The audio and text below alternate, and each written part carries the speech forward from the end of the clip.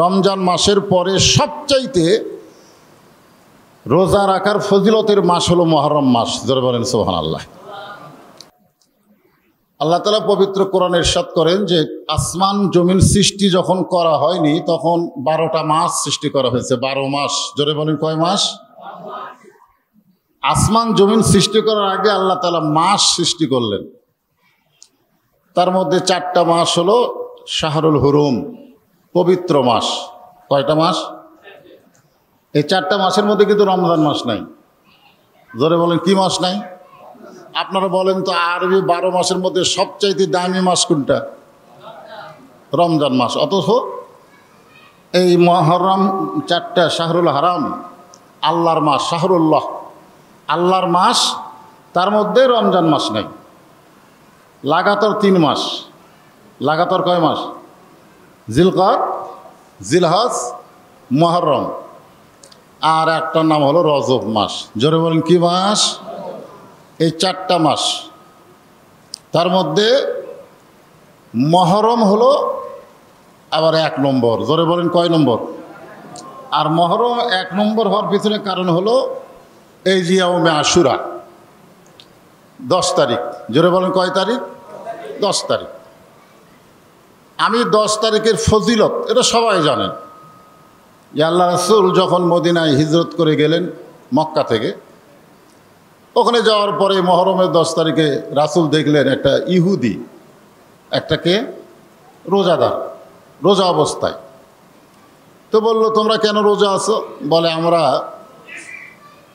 আমাদের নবী মুসা আলাইহিস সালাম, ইহুদিদের নবীর নাম কি? মুসা। খ্রিস্টানদের নবীর নাম কি? ঈসা। খুব খেয়াল করবেন, মুসা পর্যন্ত যারা মানে তারা হলো ইহুদি। তারা কি? এগুলো আমাদের জানতে হবে তো।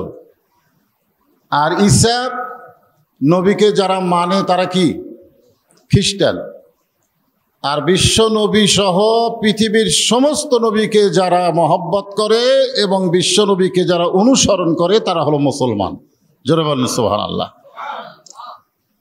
তা আল্লাহ রাসূল বললেন যে তোমরা কেন রোজা রাখো? বলে আমাদের নবী অর্থাৎ বনি ইসরাইল, আল্লাহ তাআলা সাগরকে রাস্তা বানিয়ে দিয়েছিলেন এই 10ই মুহররম তারিখে। কয় তারিখে? আমরা নিরাপদে সাগর পাড়ি দিয়ে চলে গেছিলাম, যার শুকরিয়া স্বরূপ আমরা রোজা রাখি। আল্লাহ রাসূল বললেন তোমরা যদি রোজা রাখতে পারো তাহলে আমরা তো পারি, কারণ মুসা নবীর সাথে আমার সম্পর্ক আরও ভালো। জোরে বলেন সুবহানাল্লাহ। তিনিও রোজা রাখলেন এবং তার সাহাবীদেরকে, সাহাবা আজমাইনদেরকে রোজা রাখার জন্য তিনি বললেন, নির্দেশ দিলেন। এবং রাসূল এই কথাও বলেছেন আগামীতে ইহুদিরা যদি রাখে 1টা, আমরা রাখবো 2টা। জোরে বলেন কয়টা? তো পরের বছর পর্যন্ত আল্লাহ রাসূল আর দুনিয়াতে নাই। তো একটা রাসূল নিজেই করেছেন এই মুহররমের 10 তারিখে রোজা। কথাটা বুঝলেন? আর 2টার ব্যাপারে বলেছেন। তা আমরা কমপক্ষে 1টা, আর যদি আলহামদুলিল্লাহ 2টা। ফজিলত আছে না নাই? রমজান মাসের পরে সবচাইতে রোজা রাখার ফজিলতের মাস হলো মুহররম মাস। জোরে বলেন সুবহানাল্লাহ। তাহলে আমলের দিক দিয়ে আমরা একটা আমল পেলাম, 10ই মুহররম রোজা রাখা। জোরে বলেন কি রাখা? কথা কয় না, আমলের কথা শুনতে মন চায় না। তখন হোসেন রাদিয়াল্লাহু শহীদ হয়নি তো? যখন এই ঘটনা ঘটছে তখন হোসেন রাদিয়াল্লাহু শহীদ হয়েছে? এ ঘটনা ঘটেছে হিজরতের প্রথমে। আর হোসেন রাদিয়াল্লাহু যখন শহীদ হয়েছে তখন কত? 63 হিজরি। কত হিজরি? 63 হিজরি। মানে রাসূল দুনিয়ার থেকে বিদায় নেওয়ার 50 বছর পরকার ঘটনা, কারবালা। দেখবেন এখন অনেক আলেমেরা এই কারবালা নিয়ে তেমন কথা বলে না। কারবালা নিয়ে কথা বলে না, বলে না। কারবালা এটা একটা আরবি শব্দ। আমরা কারবালা একটা প্রান্তরকে মনে করি, কারবালা ময়দান। আসলে কারবালা ময়দান পরে হয়েছে। এখানে 2টা শব্দ একত্র করা হয়েছে, একটা হলো কারিব আর একটা হচ্ছে বালা। কারিব মানে নিকটে, বালা মানে বিপদ, আর কারিব মানে নিকট, অতি নিকটে। বিপদ অতি নিকটে। বিপদ কি? অতি নিকটে। বর্তমানে যারা আমরা মুসলমান, আমাদের বিপদ দূরে না নিকটে? কথা কয় না। আজকে এখানে যে আলোচনা আপনারা শুনতে আইছেন, আমি যে সূরা মুলকের একটা আয়াত তেলাওয়াত করেছি, আপনারা হয়তো চিন্তা করতেছেন 10ই মুহররম আশুরা সম্পর্কে আলোচনা। এই আলোচনা আমরা সবাই জানি, রোজা রাখলেই সওয়াব, 1 বছরের সওয়াব। আপনি যদি রোজা রাখেন, আল্লাহ রাসূল বলেছেন গত বছর যত পাপ করেছে সমস্ত পাপ আল্লাহ মাপ দিবে, 1 বছরের সওয়াব দিয়ে দিবে। বলেন সুবহানাল্লাহ। আরাফার দিনে রোজা রাখলে 2 বছরের সওয়াব, গত বছরের সওয়াব, সামনে বছরের সওয়াব। জোরে কেন সুবহানাল্লাহ। রোজা রাখার সওয়াব এটা হচ্ছে আমল। আশুরার কি আমল, এছাড়া কোনো আমল নেই। আমার কথা কি বুঝতে পারলেন? এখন ব্যাপার হলো যে তাহলে আমি সূরা মুলক কেন পড়লাম, কী জন্যে তেলাওয়াত করলাম? আমার আগে আমার ছোট ভাই আব্দুল সালাম একটি ইশারা দিয়ে গেলেন। আমাদের সভাপতি সাহেবও অল্প কথার মধ্যে কিন্তু গুরুত্বপূর্ণ কথা বলে দিলেন। এখন দ্বিতীয় আলোচকের আলোচনা এবং সভাপতির কথার সাথে আমার আলোচনা যদি মিল না থাকে তাহলে সমস্যা আছে না নাই? এই জন্যে সমন্বয়কে, আলোচনাকে সমন্বয় করার জন্য আমি আয়াতে কারিমা আপনাদের সামনে তেলাওয়াত করেছি। এখানে আল্লাহ বলতেছেন তাবারাকাল্লাযী বিয়াদিহিল মুলক। খেয়াল করবেন, তাবারাকাল্লাযী বিয়াদিহিল মুলক। গোটা পৃথিবী রাজত্ব, কর্তৃত্ব, মালিকানা একমাত্র কার হাতে? বিশ্বাস করলে বলা লাগবে। এর সামনে চোখ বন্ধ করছেন কেন? ভালো হয়ে বসেন। সামনে শ্রোতার দুর্বল হয়ে থাকলে বসলে হবে। ওয়া হুয়া আলা কুল্লি শাইইন কদির। সমস্ত বিষয়ের উপরে ক্ষমতাকার। আরো জোরে বলেন আল্লাহ। এখন ব্যাপার হলো, আল্লাহ রাসূল দুনিয়া থেকে বিদায় হলেন, এরপরে খলিফা হচ্ছেন হযরত আবু বকর। খলিফা মানে কি আর মুলক মানে কি এটা আমাদের বুঝতে হবে। বর্তমানে বাংলাদেশে খেলাফত চলতেছে না মুলকিয়াত চলতেছে? মুলকিয়াত। যে মুলকিয়াতের মালিক হচ্ছে আল্লাহ, এখন সেই মুলকের মালিক হচ্ছে মানুষ, জনগণ। ঠিক কিনা বলেন? কথা কয় না। জনগণ। এখন আর জনগণও লাগতেছে না, এখন হচ্ছে প্রশাসন। জোরে কোন কথা ঠিক কিনা? এখন আর জনগণও লাগে না, এখন প্রশাসন। এখন মালিককে আর আমরা মালিকানা দিলাম কাকে? এই বিষয়ে যদি আমরা আলোচনা না করি, না শুনি, তাহলে কারিবুল বালা, বিপদ আমাদেরও অতি নিকটে। আপনার কি মনে করছেন আমাদের কাছ থেকে বিপদ দূরে? আমাদের ঈমান হরণ হয়ে যাচ্ছে, আমাদের ঈমান নষ্ট হয়ে যাচ্ছে। যখন আল্লাহ বাদ দিয়ে মানুষকে ক্ষমতা অধিকারী বিশ্বাস করা হবে, তখন আমাদের ঈমান থাকবে? কথা বলেন, ঈমান থাকবে? থাকবে না। এখন আপনাদেরকে একটু আলোচনার মাধ্যমে ওয়াজে নিয়ে আসতেছি, শোনেন। ওসমান রাদিয়াল্লাহু যখন দুনিয়া থেকে চলে গেলেন, তখন খলিফা হচ্ছেন হযরত আলী রাদিয়াল্লাহু তাআলা আনহু। কে খলিফা? আলী। আচ্ছা, হযরত আলীর পরে কোনো খলিফার নাম শুনছেন আপনারা? শুনছেন? কেন শোনেন নাই? কারণ আল্লাহ রাসূল একটা হাদিসে বলেছেন যে আমি যখন থাকবো না, আমার এই জায়গায় যিনি ইমামতি করবেন তার নাম হলো আবু বকর। যেরকম তার নাম কি? খলিফার কথা বলেন নাই, আমার এই জায়গায় যিনি ইমামতি করবেন তার নাম কি? আবু বকর। আবু বকর রাদিয়াল্লাহু যখন থাকবে না, ওই জায়গায় ইমাম হবে হযরত ওমর। ইমামের নাম কি? ওমর যখন থাকবে না, ওই জায়গার ইমাম হবে হযরত ওসমান। ওসমান যখন থাকবে না, ওই জায়গার ইমাম হবে হযরত আলী। আলী যখন থাকবে না, ওই জায়গার ইমাম আল্লাহ রাসূল আর বলেননি। সাহাবারা জিজ্ঞাসা করলেন, রাসূলুল্লাহ, হযরত আলী যখন থাকবে না, তখন ওই জায়গার ইমাম কে হবে? আল্লাহ রাসূল বললেন, মা ইয়ান্তিকু আনিল হাওয়া ইন হুয়া ইল্লা ওয়াহয়ুন ইউহা। আমি রাসূল ততক্ষণ পর্যন্ত বলতে পারি না যতক্ষণ পর্যন্ত আল্লাহ আমাকে না বলায়। জোরে কেন সুবহানাল্লাহ। তাহলে হযরত আলী পর্যন্ত দুনিয়াতে যেটা চলেছে তার নাম হলো খেলাফত। জোরে বলেন, তার নাম কি? এরপরে যিনি আমাদের মুসলমানের ভিতরে ক্ষমতা পরিচালনা করেছেন তাকে আমরা বলি আমিরে মুয়াবিয়া। তাকে কেউ খলিফা বলি না। ইতিহাসের মধ্যেও খলিফা মুআবিয়া এ কথা আছে? এই এটা তো বোঝা লাগবে। কি আছে? খলিফা আছে না আমির আছে? আমিরে মুআবিয়া। আমিরে মুআবিয়া রাদিয়াল্লাহু তাআলা আনহু তিনি একজন বড় ধরনের সাহাবী ছিলেন। বলেন সুবহানাল্লাহ। যাকে বলা হয় কাতেবে ওহী। আল্লাহ রাসূলের ৭০ জন সাহাবী ওহী লিখত। কতজন সাহাবী? ৭০ জন সাহাবী। কোরআন নাজিল হওয়ার সাথে সাথে ওটা লিপিবদ্ধ করে রাখতেন। তখন কাগজ ছিল না, গাছের পাতায় পাথরে বা যেখানে ওটা লিখে রাখতেন।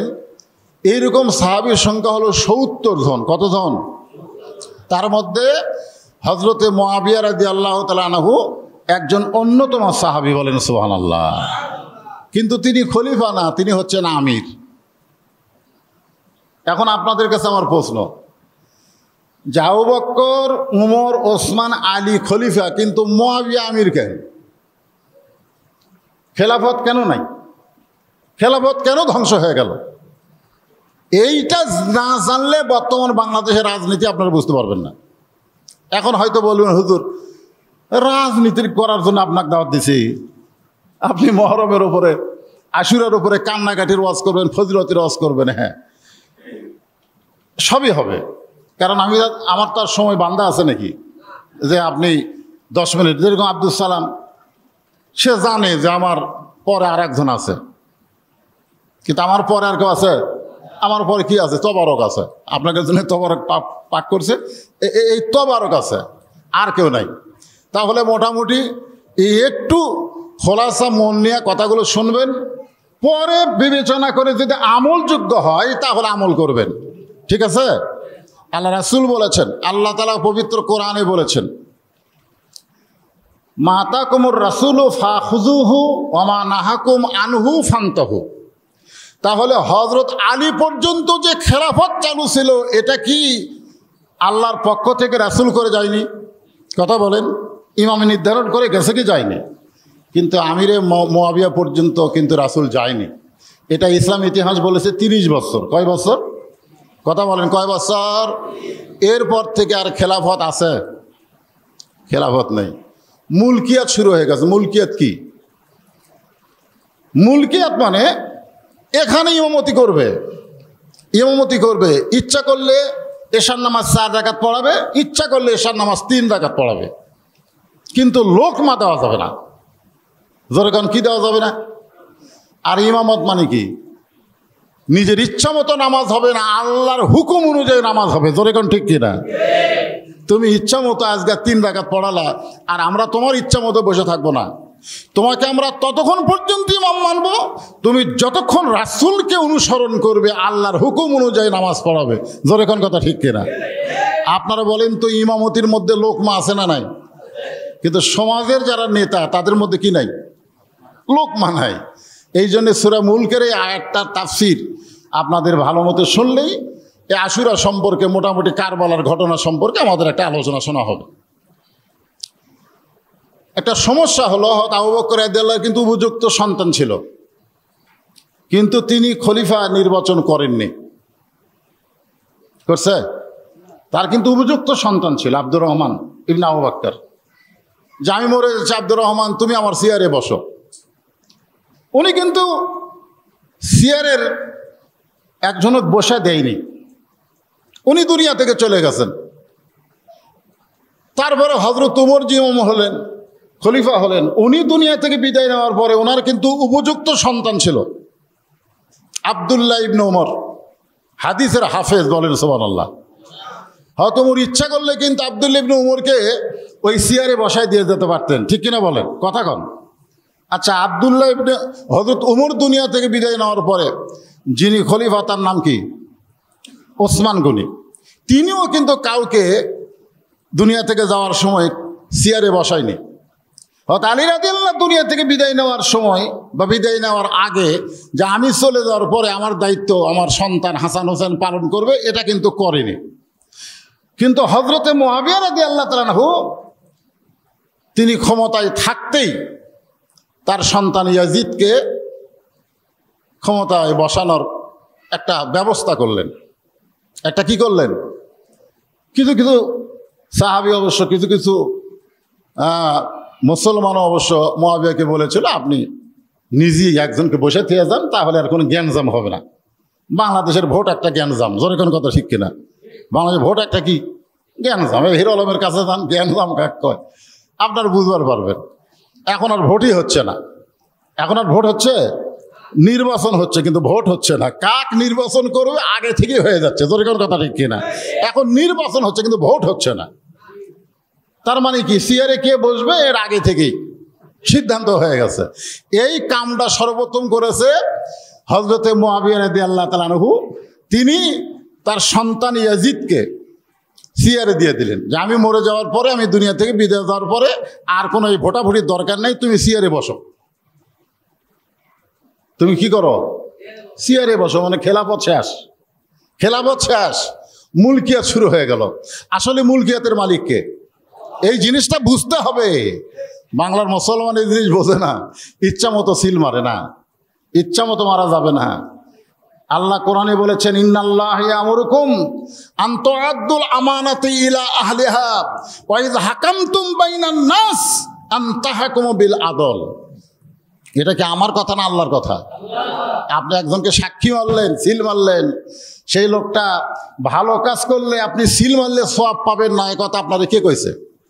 আপনি একজনকে সিল মারলেন, সেই মানুষটা খারাপ কাজ করলো আর আপনি গুনাহগার হবেন না, এ কথা আপনাকে কে বলেছে?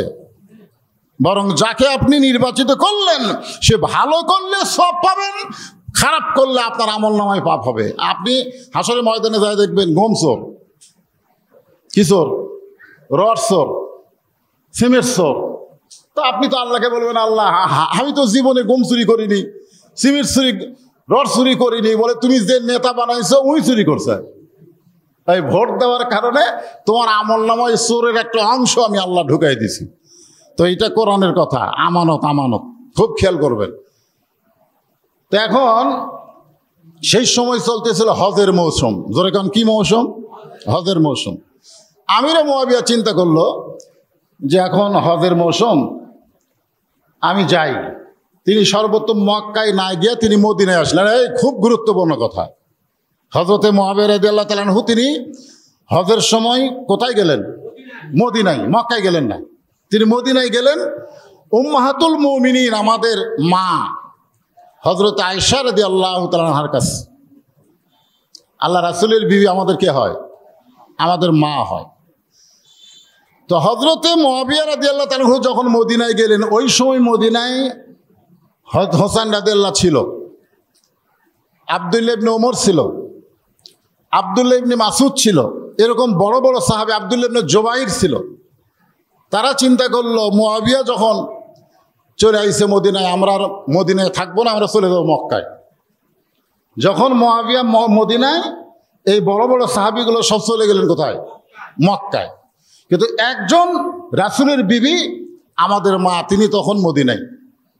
তা আমিরে মুআবিয়া রাদিয়াল্লাহু তাআলা আনহু মা আয়েশার কাছে গিয়ে বললেন যে আমি দুনিয়া থেকে যাওয়ার আগেই এই জ্ঞানজাম ট্যানজাম না রেখে আমার ছেলে ইয়াজিদকে ক্ষমতায় বসাবার চাই।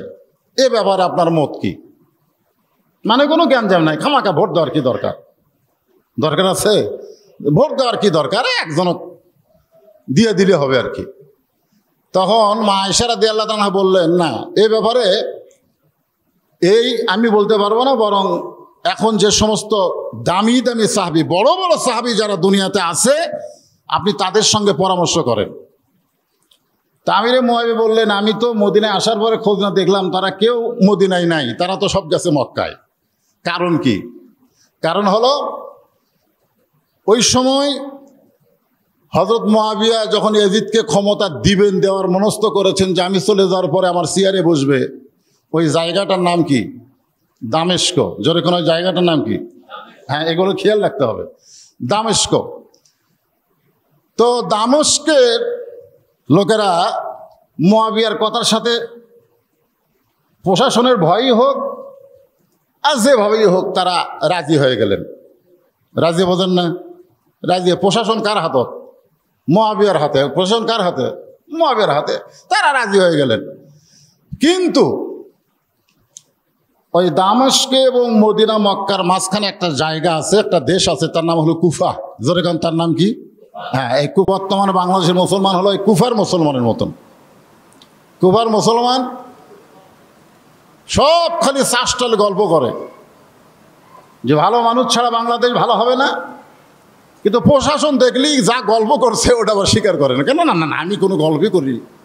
আর কান্দের ফেরেশতারা বেকায়দাত পড়া যায় যে কি গল্প করলি, আর প্রশাসনের সামনে কি উত্তর শুরু করলি। আজকে আমাদের অবস্থা এরকম হয়েছে কিনা বলেন?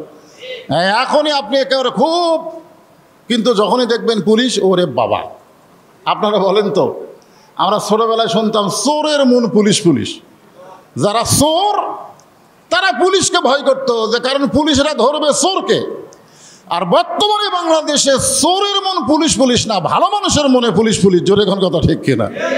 চোরেরা সিনা টান করে ঘুরবে, চোরেরা সিনা টান করে ঘুরবে, আর ভালো মানুষেরা সব মদিনা থেকে কোথায় গেছে? কোথায় কয় না, মক্কায় চলে গেছে। তো এখন মা আয়েশা বলতেছে, তুমি যে নিয়ত করছো তার সাথে আমি একমত না, বরং সাহাবীদের সঙ্গে পরামর্শ করে কাজ করো, কারণ এখন তো তুমি জীবিত আছো, এখনো তো মরো নাই।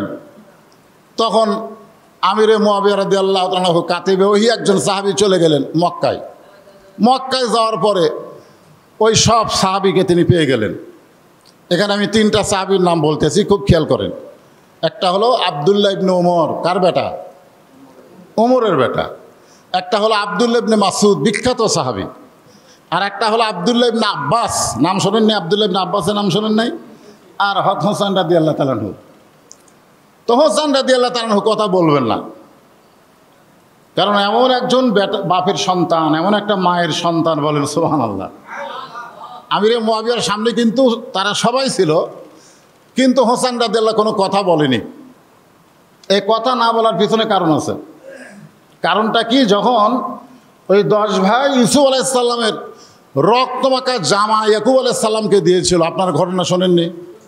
10 ভাই, যে আমরা বহু চেষ্টা করলাম আব্বা, বাঘের হাত থেকে আমরা ইউসুফকে বাঁচাতে পারলাম না। ইয়াকুব আলাইহিস সালাম এখন ওই জামার দিকে তাকায় আর চিন্তা করে, যে আমার ইউসুফকে যদি বাঘে ধরতো তাহলে জামা ছিঁড়ে যেত। জোরে কোন কথা ঠিক কিনা? জামার কোনো জায়গাতে ছিঁড়া নাই, কিন্তু রক্ত।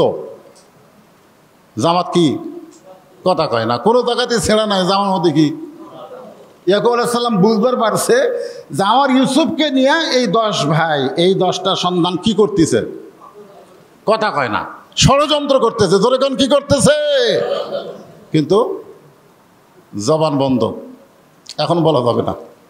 এরা যে ষড়যন্ত্র করছে, বাঘে যে আমার ইউসুফকে খায়নি, এটা কিন্তু ইয়াকুব আলাইহিস সালাম বুঝবার পারছে, কিন্তু জবান খোলে নাই। এখনো যে বাংলাদেশের ষড়যন্ত্র চলতেছে আমরা কিন্তু সবাই বুঝি, জোরে কোনো কথা ঠিক কিনা? কিন্তু জবান কি? জাগা মতো জবান খোলা লাগবে। জাগা মতো কি? মসজিদের মধ্যে, মাহফিলের মধ্যে, মাহফিলের মধ্যে লিল্লাহি তাকবীর, ঠিক আছে, একেবারে মনে হচ্ছে যে এখনই বাতিলের বিরুদ্ধে লড়াই করবে, কি অবস্থা। কিন্তু আসল জায়গার যে আর তাকবীর নাই। হোসেন রাদিয়াল্লাহু চুপ আছেন। হযরতে মুআবিয়া রাদিয়াল্লাহু তাআলা বললেন, আমি দুনিয়া থেকে বিদায় নেওয়ার পরে কোনো গঞ্জাম যেন না থাকে, গণ্ডগোল না হয়, এজন্য আমার সন্তান ইয়াজিদকে ক্ষমতার চেয়ারে বসাবার চাই। সাহাবীরা শুনে খুশি? খুশি কি মনে হয়? তখন আব্দুল্লাহ ইবনে আব্বাস আর আব্দুল্লাহ ইবনে ওমর, এই দুইজন জলিল কদর সাহাবী বলতেছে যে আমরা আপনাকে 3টা প্রস্তাব দেব, যদি গ্রহণ করেন তাহলে আপনার সাথে আমরা আছি। কয় প্রস্তাব? আজকে বাংলাদেশেও প্রস্তাব, গোল মিটিং, টক শো আছে না নাই? জোরে কোন আছে না নাই? কিন্তু তাল গাছ আমার, তাহলে হবে? তাল গাছ আমার এটা বললে হবে? আমার মিটিংয়ে লোক নাই, আমি এরকম মিডিয়া নিয়ে গেছি, মিডিয়ায় হচ্ছে 500, লোক হচ্ছে 100। সমস্ত মিডিয়াকে আমি 500 করে টাকা দিয়ে বললাম, ভাই লোক দেখাও, লোক দেখাও। লক্ষ লক্ষ লোক দেখতেছে, আসলে লোক 200। কয়শো? লক্ষ লক্ষ টাকা খরচ করে লোক হয় 200, আর হাজার হাজার টাকা খরচ করে লক্ষ লক্ষ লোক হয়। প্রচার নাই, সমস্ত প্রচার যন্ত্র দখল হয়ে গেছে। খুব খেয়াল করবেন। এখন 3টা প্রস্তাব দিলেন। কয়টা? প্রস্তাবগুলো দেখেন তো আপনারা, আগে শোনেন। আব্দুল বিন আব্বাস রাদিয়াল্লাহু তাআলা বললেন, 1 নম্বর প্রস্তাব হলো, খামাখা আপনি দুনিয়া থেকে যাওয়ার আগে আপনার সন্তানকে চেয়ারে বসার নিয়ত করছেন কেন? আমার 1 নম্বর প্রস্তাব হলো, আপনি রাসূলের নীতি গ্রহণ করেন। সুবহানাল্লাহ বলেন। কার নীতি? কার নীতি? মা আতাকুমুর রাসূলু ফাখুযুহু ওয়া মা নাহাকুম আনহু ফান্তাহু। এ কথা কার? আরো জোরে বলেন। আল্লাহ। আল্লাহ বলেছেন, আমার রাসূল যেটা করেছেন সেটা তোমরা করো, রাসূল যেটা করে নাই সেটা করা যাবে না। তাহলে রাসূল কি আবু বকরকে খলিফা বানিয়ে গেছে? কি কইছে? ইমাম কইছে। জোরে কোন কি কইছে? কথা কয় না। এখন আপনাদের কাছে আমার প্রশ্ন হলো, ইমাম মানে কি খালি 5 ওয়াক্ত নামাজের ইমাম, না সমাজেরও ইমাম? আপনাদের মনে হয় মসজিদের ইমাম। আজকে আমাদের মসজিদের ইমাম এত দুর্বল, 3 মাস হলে বেতন বাকি। কয় মাস বেতন বাকি? 3 মাস। তার সামনে মসজিদ কমিটির লোকেরা এসি কেনার চিন্তা করতেছে। কি কিনবি? টাকা 2 লাখ আছে, কয় এসি হবে? কয় লাগবে তো 6টা, আরও 2 লাখ দরকার। তো এখন কয় ইমাম সাহেব দোয়া করেন, টাকা 2 লাখ আছে, আর 2 লাখ টাকা হলে যারা আমরা এসি কিনতে পারি। ইমাম সাহেব আল্লাহুম্মা আমিন। আল্লাহ, তোমার ঘরে গরম লাগে, আল্লাহ 2টা কেনার টাকা আছে, 2টা কেনার নাই, 2টা কেনার টাকার ব্যবস্থা করো। তার যে বেতন 3 মাসের বাকি, এই কথা বলতে সে ভয় পায়। ধরে কারণ ঠিক কিনা? আজকে সমাজের সবচেয়ে দুর্বল মানুষগুলো মসজিদের ইমাম হয়েছে, যার জন্য মেম্বর থেকে অর্ধ পৃথিবী পরিচালনা হয়েছে, সেই মেম্বর থেকে আজকে হকের কথাগুলো ইমামেরা বলতে পারতেছে না, এমনকি নিজের বেতনের কথা বলতে পারতেছে না। সব জিনিসের দাম বাড়ছে, ইমামের দাম বাড়ে না। জোরে কোন কথা ঠিক? হ্যাঁ। এখন চিন্তা করেন, আল্লাহ রাসূলের নীতিকে অনুসরণ করেন। আল্লাহ রাসূল তো কাউকে বলে নাই যে আমার পরে মদিনার রাষ্ট্রপতি, মদিনার খলিফা অমুক হবে। রাসূল দুনিয়া থেকে বিদায় নেওয়ার পরে সমস্ত সাহাবে মিলে হয়তো আবু বকরকে মদিনার খলিফা বানায় দিছে। সুবহানাল্লাহ। এটা হলো 1 নম্বর প্রস্তাব। আমিরে মুআবিয়ার কাছে কয় নম্বর? কার নীতি গ্রহণ করেন? রাসূলের নীতি। আপনারা কথা কন না কেন? রাসূলের নীতির মধ্যে কোনো ভুল আছে? এখন ভুল আছে? আব্দুল্লাহ ইবনে উমর বললেন, 2 নম্বর প্রস্তাব হলো, আপনি আবু বকরের নীতিকে গ্রহণ করেন। জোরে কেন? সুবহানাল্লাহ। রাসূলের নীতি যদি গ্রহণ করা কষ্ট মনে হয়, তাহলে হয়তো আবু বকর রাদিয়াল্লাহর নীতি গ্রহণ করেন। আপনারা বলেন তো, আবু বকর রাদিয়াল্লাহর নীতি কি রাসূলের নীতির বাইরে নাকি? কি কম বেশি কিছু আছে নাকি? সামান্য। আজকে আমাদের বাংলাদেশে হয়তো আবু বকরের আমলের চাইতেও বেশি আমলের ওয়াজ হচ্ছে। জোরে কোন কথা ঠিক কিনা?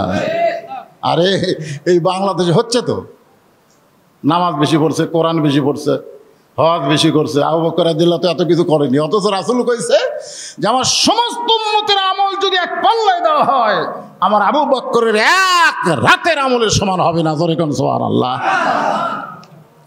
গভীর রাত্রে মা আয়েশা আসমানের দিকে তাকায় তারকা গুনতেছেন। তারকা কি কোনোদিন কোনো গুণে শেষ করা যায়? আল্লাহ রাসূল বলে, আয়েশা কি গুনো?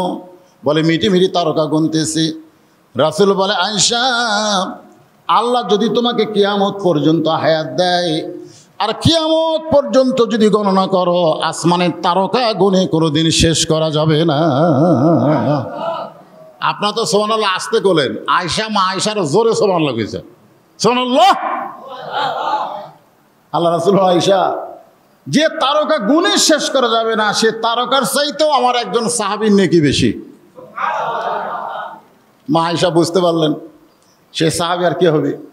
আমার আব্বাই হবে, আমার আব্বাই হবে। তো বললেন, আমি বুঝেছি, সে সাহাবী হচ্ছে আমার বাবা, হয়তো আবু বকর। আল্লাহ রাসূল বললেন, না, তোমার বাপ না, ওই সাহাবী হলো আমার ওই বউ। রাসূলের আর একটা বউ আছিল, নাম হলো হাফসা। নাম কি? এটা হলো হাফসার বাপ, তোমার বাপ না। হাফসা আমাদের মা, হাফসার বাপের নাম কি? হযরত ওমর। মা আয়েশা মন খারাপ করছে যে আমার কোলত মাথা দিয়ে আমার বাপের কথা না কয়, সতীনের বাপের কথা কয়। মেয়ে মানুষের মধ্যে একটা হিংসা আছে না নাই, দরকার আছে না, বেশ করে সতীন টতীন তো বেশি। তো এখন আল্লাহ রাসূল আয়েশা মন খারাপ করছো, ওমর ফারুকের সারা জীবনের আমল একত্র করে তোমার বাবার এক রাতের আমলের সমান হবে না। সুবহানাল্লাহ।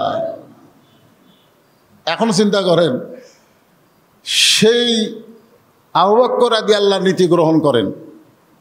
এখন আপনাদের কাছে আমার প্রশ্ন হলো, আবু বকর রাদিয়াল্লাহু নীতি কি রাসূলের নীতির বাইরে না একই নীতি? আমাদের তৃতীয় প্রস্তাব হলো, আবু বকর রাদিয়াল্লাহু নীতি যদি আপনার গ্রহণ করতে কষ্ট হয়, তাহলে হযরত উমরের নীতি গ্রহণ করেন। জোরে কোন সুবহানাল্লাহ। এই তিনটা প্রস্তাব দিলাম, এই তিনটা প্রস্তাব যদি আপনি গ্রহণ করেন তাহলে আমরা আপনার সাথে একমত, তাছাড়া আমরা দ্বিমত। আমির মুআবিয়া বললেন, ঠিক আছে আমি চিন্তা করি। আমি কি করি আপনারা বলেন তো? ভালো কাজে চিন্তা করার সুযোগ আছে? ভালো কাজ চিন্তা করবেন না গ্রহণ করবেন?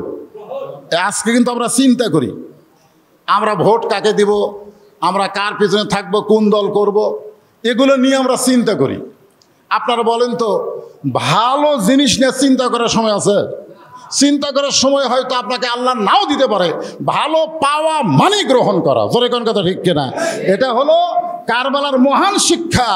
ভালোকে গ্রহণ করার যদিও সামনে বিপদ দেখা যায়, তারপরেও ভালো কি গ্রহণ করতে হবে, যেটা গ্রহণ করেছেন হযরত হুসাইন রাদিয়াল্লাহু তাআলা আনহু। আমির মুআবিয়া কি বললেন? কাতিবে ওহী একজন সাহাবী বললেন, ঠিক আছে আমি চিন্তা করি।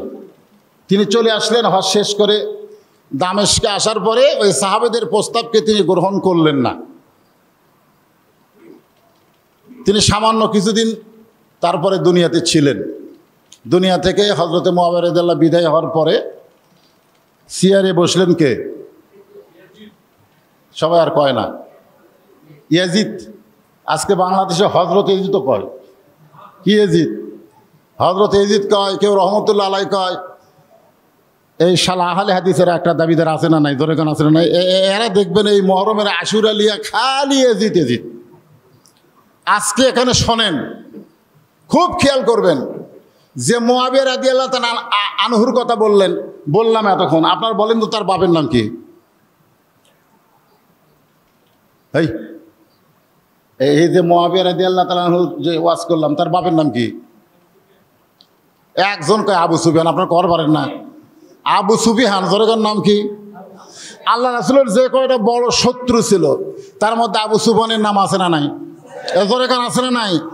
উহুদের ময়দানে আবু সুফিয়ানের নেতৃত্বে আল্লাহ রাসূলের দান মোবারক শহীদ হয়েছে।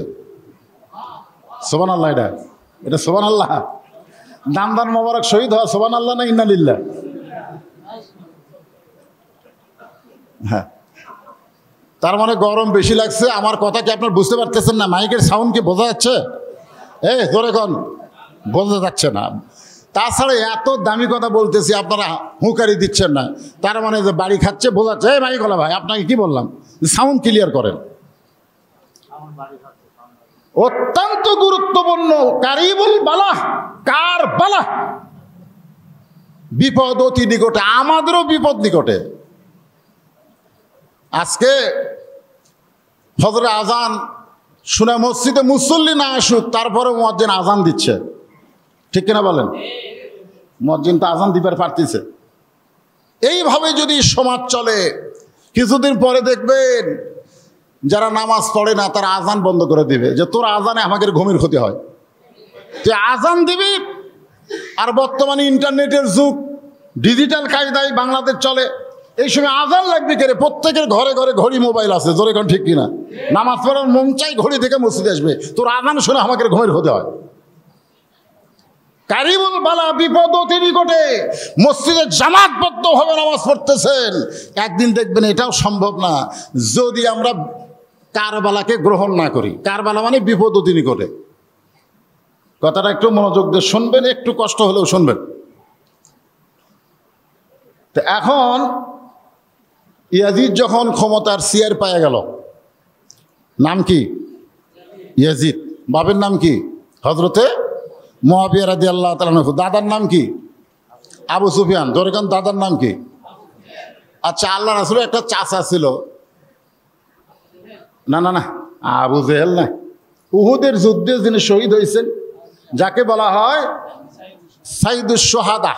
সাইদুস সোহাদা, সমস্ত শহীদদের সর্দার, আমির হামজার কলজা যিনি চাবাইছে, তার নাম কি? এ হিন্দা মুয়াবিয়ার কে হয়? না না, জানা কোয়া লাগবে, কথা কয় না, জানেন না? হিন্দা, যাই রাসূলের চাচার কলজা চাবা গেছে, সেটা হযরত মুয়াবিয়ার কে হয় সেটা জানেন না? বোন কে হবে? মাও হয়। জোরে কান কে হয়? আবু সুফিয়ানের বউ হিন্দা, আবু জেহেলের বোন হিন্দা। হিন্দা কেন আমির হামজার কলজা চাবা খাচ্ছে? বদরের যুদ্ধে আমির হামজা আবু জেহেলকে হত্যা করার কারণে, তার নেতৃত্ব হত্যা হওয়ার কারণে, যার কারণে হিন্দা আবু সুফিয়ানের বউ হযরত মুয়াবিয়ার মাও। গ্রুপটা খুব খেয়াল করবেন, গ্রুপ বোঝে বাংলাদেশে বহু গ্রুপ আছে না নাই, জোরে করে আছে না নাই, গ্রুপটা খেয়াল করে দেখবেন তো। আবু সুফিয়ানও কিন্তু মুসলমান, সাহাবী না। আবু সুফিয়ানও মুসলমান, কিন্তু সাহাবী না। আল্লাহর নবীর হাতেই মুসলমান হয়েছে, কিন্তু সাহাবীর মর্যাদা তাকে দেওয়া হয় নাই। সাহাবীর মর্যাদা দেওয়া হয় নাই, কারণ হলো বাংলাদেশের যুদ্ধের সময় অনেক হিন্দুরা মুসলমান। বাংলাদেশের যুদ্ধের সময় অনেক হিন্দুরা কি, কথা কয় না, কতদিন, কয়দিন মুসলমান। আর্মিদের অস্ত্র দেখার সঙ্গে সঙ্গে হিন্দুরা দাওয়াত দেওয়া লাগে নাই, বিনা দাওয়াতে তারা বলেছে লা ইলাহা ইল্লাল্লাহ মুহাম্মাদুর রাসূলুল্লাহ। আপনারা বলেন তো, ওই যে কলমা পড়লো, মান কালা লা ইলাহা ইল্লাল্লাহ ফাদাখালাল জান্নাহ, কেউ যদি একবার কলেমা পড়ে তাহলে সে জান্নাতে যাবে। তাহলে যুদ্ধের সময় যে হিন্দুরা কলমা পড়েছিল তারা কি জান্নাতি? কথা কয় না, তারা কি জান্নাতি? এই জন্য আল্লাহ রাসূল বললেন কলমা পড়ার শর্ত হলো তিনটা। 1 নম্বর শর্ত হলো ইকরার বিল লিসান, জবানে বলতে হবে। 2 নম্বর শর্ত হলো তাসদিক বিল জানান, কলিজার মধ্যে জায়গা দেওয়া লাগবে। 3 নম্বর শর্ত হলো আমল বিল আরকান, শুধু কলিজার মধ্যে ইমানের জায়গা দিলে হবে না, ইমান অনুযায়ী আল্লাহর হুকুম মানতে হবে। আজকে আমরা ইমান অনুযায়ী আল্লাহর হুকুম মানতে পারতেছি না। আমরা মুসলমান দাবি করলেও মরার সময় মুসলমান হয়, আর মরার কোনো গ্যারান্টি, ধরে কোন গ্যারান্টি? আমরা মরার সময় মুসলমান হয়ে মরবার চাই কি চাই না? কারা চাই? আল্লাহকে হাত দেখাতে, একটু হাত দেখান তো দেখি, কথা শুনবার পাচ্ছেন কি পাচ্ছেন না? হাত নামান। মরার সময় মুসলমান হয়ে যদি মরতে চান, আল্লাহ কোরআনে বলেছেন লা তামুতুন্না ইল্লা ওয়া আনতুম মুসলিমুন, তোমরা মুসলমান না হয়ে মৃত্যুবরণ করো না। মরা যখন লাগবেই, মরা যখন লাগবেই। ইয়াজিদের মরা ভালো না হোসাইনের মরা ভালো? ইয়াজিদ তো ক্ষমতার থাকতে মরছে, ইয়াজিদ তো ক্ষমতার চেয়ারে থাকতে মরছে, ক্ষমতার চেয়ারে থাকতে মরছে। ইয়াজিদের সময় 3টা অকাম হচ্ছে, ধরে কোন কয়টা? 3টা অকাম। 1 নম্বর অকাম হলো হযরত হোসেন রাদিয়াল্লাহকে নির্মমভাবে শহীদ করা হয়েছে। যারা হোসেন রাদিয়াল্লাহকে শহীদ করলো তাদের কোনো বিচার ইয়াজিদ করেনি। এটা ভালো কাজ না খারাপ কাজ? কথা কয় না। 2 নম্বর অকাম করছে হাররার যুদ্ধ। মদিনায় অসংখ্য সাহাবীকে ইয়াজিদ হত্যা করেছে, যাদের সংখ্যা হলো 10,000-এর বেশি। অসংখ্য নারীকে ইয়াজিদের বাহিরেরা ধর্ষণ করছে, অসংখ্য, সেই সময়। তাহলে এই কামটা ভালো না খারাপ? কি খারাপ রে, খালি খারাপ। ইয়াজিদ 3 নম্বর খারাপ কাজ করেছে, কাবা ঘরে কামান মারছে, কামান। সেই সময়কার আগুনের কামান মারছে আল্লাহর কাবা ঘরে। কয়টা? এদের বাপের নাম কি? আমি আপনাকে একটু ধারাপাতের মতন শিখাইতেছি, একটু মনে রাখেন। বাপের নাম কি? হযরতে মুয়াবিয়া। আমির হামজা কি কয়? মুয়াবিয়া। জোরেকার নাম কি? মায়ের নাম কি? হিন্দা। জোরেকার মায়ের নাম কি?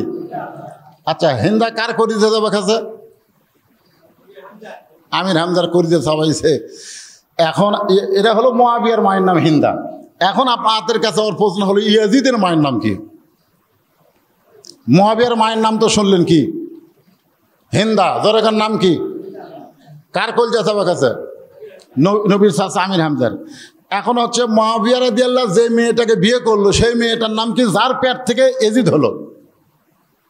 হোসেনের মায়ের নাম তো সবাই জানেন, হোসেনের মায়ের নাম জানেন না?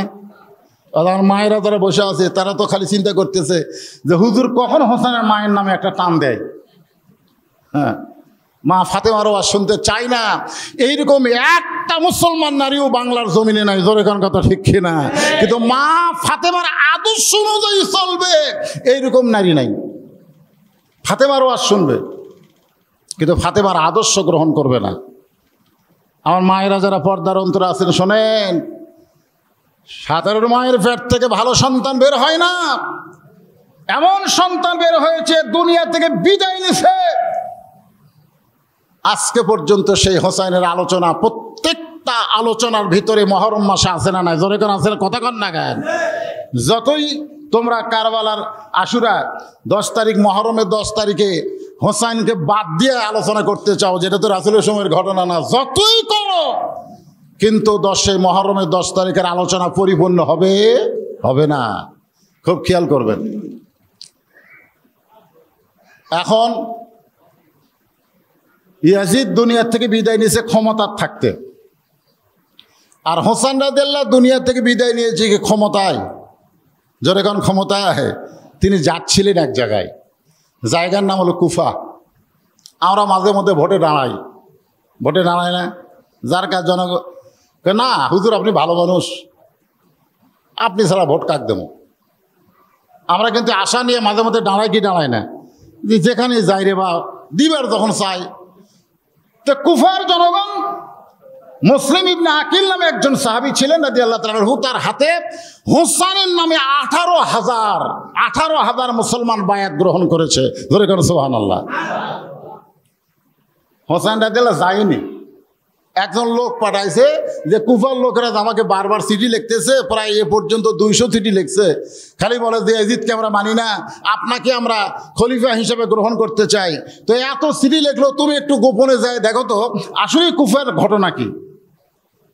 মুসলিম ইবনে আকিল ঘটনা দিয়ে জানতে পারলে আসলেই তাই, 99% জন মুসলমান কুফার জনগণ হোসেন রাদিয়াল্লাহুকে খলিফা হিসেবে গ্রহণ করার জন্য রাজি হয়ে গেছে। সুবহানাল্লাহ। বলে সত্যিই যদি তোমরা গ্রহণ করতে চাও তাহলে বায়াত গ্রহণ করো। হোসেন আসে নাই, আমার হাতে বায়াত গ্রহণ করলে হোসেন রাদিয়াল্লাহুর উপরে বায়াত গ্রহণ করা হবে। এই 2-3 রাতের মধ্যে 18,000 হয়ে গেল। কয় হাজার? 18,000। নোমান ইবনে বাশির রাদিয়াল্লাহু আনহু সেই সময় কুফার গভর্নর ছিলেন। সেই সময় কুফার গভর্নর যিনি ছিলেন তিনি একজন রাসূলের সাহাবী, নাম হলো নোমান ইবনে বাশির রাদিয়াল্লাহু তাআলা আনহু। হুজুরে কোন সুবহানাল্লাহ। ইয়াজিদের কাছে খবর দেওয়া হলো যে মদিনা থেকে একজন সাহাবী মুসলিম ইবনে আকিল তিনি এসে কুফার জনগণকে হোসেনের হাতে বায়াত পড়াইতেছে। সঙ্গে সঙ্গে ইয়াজিদ কুফার গভর্নরকে তার পদ থেকে নামায় দিয়া ওই জায়গায় এমন একজন মানুষকে গভর্নর বানালেন যার নাম হলো জিয়াদ। জোরে কোন, যার নাম কি? হ্যাঁ, যার নাম জিহাদ না, জিয়াদ। উনি হলেন কুফার গভর্নর। মুসলিম আকিলকে হত্যা করা হলো। চিঠি লিখেছিলেন যে কুফার জনগণ মুখের সাথে অন্তরের মিল নাই। আমরা বাংলাদেশের জনগণের কথায় বহুবার সামনে যায় পিছন দিকে তাকে দেখে একজনও নাই।